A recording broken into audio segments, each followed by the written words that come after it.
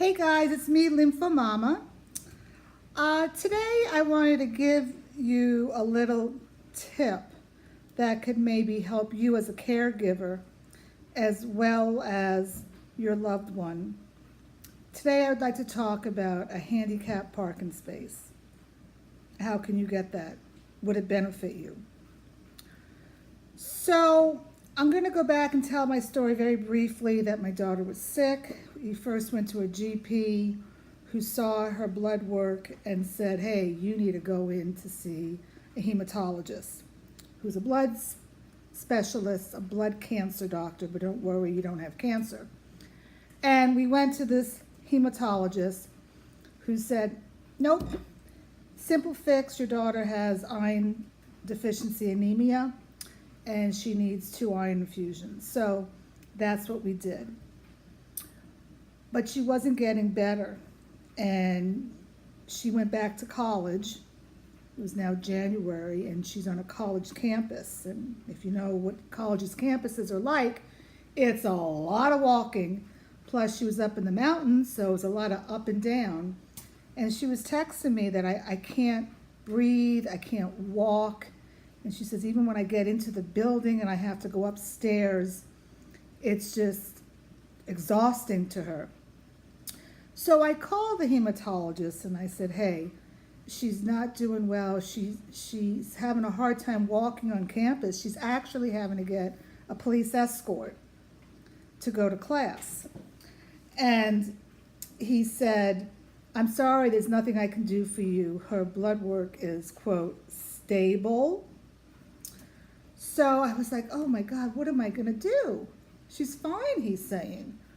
So I called the GP that we went to 3 months prior, and I said, is there any way that you could approve for her to get a handicap parking space? And he says, absolutely, no problem. So I ran over the paperwork for our state for him to sign. He gave us a 6-month permission to have a handicap parking space. And it was a blessing, okay? It was helping her that she could drive her car from her dorm to her class. But still, there was some walking, but not as much, okay? But at the very end, she was still having to get police escorts. And, then we picked her up in the emergency and we found out she had cancer. But another reason that this handicap space was good for us, and you may want to look into this, we went to Children's National Hospital in Washington, D.C., and it's a very, very, very, did I say very, busy hospital, and the parking is crazy. And the first time we went in, it was hard for her to walk. But every time thereafter, she could not walk.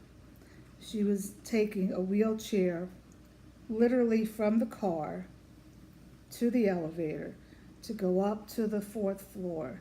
And after she would finish her chemo, she couldn't walk, and we needed to get the, the wheelchair again. So for us, that was a godsend to have that handicap space, because I could park very close to the elevator where there were wheelchairs and bring her in. Otherwise, we would have been parked so far away. As time progressed, probably, it wasn't actually until after her chemo, we didn't abuse the privilege and we let other people use the space. But for one, it took a lot of stress off of me knowing that I didn't have to drive in and leave her at the curbside in the wheelchair and then go find a space and may not get back to her for 20 minutes. I mean, she was just way too weak to bring herself up to the oncology clinic. So if you feel that you're having a really hard time walking and you're out of breath, you could ask your doctor if they could give you a state DMV form to allow you to get handicap parking space. In our state, they allowed it for 6 months, and then it would have to be up for renewal, but thank goodness she was feeling better then. Okay, so I hope this little tidbit has helped you today, and I hope that you're doing okay. I don't know, maybe you've had a bad day. Maybe you've had a good day. We all have bad days and good days, especially when you're a cancer fighter, especially when you're a caretaker of a cancer fighter.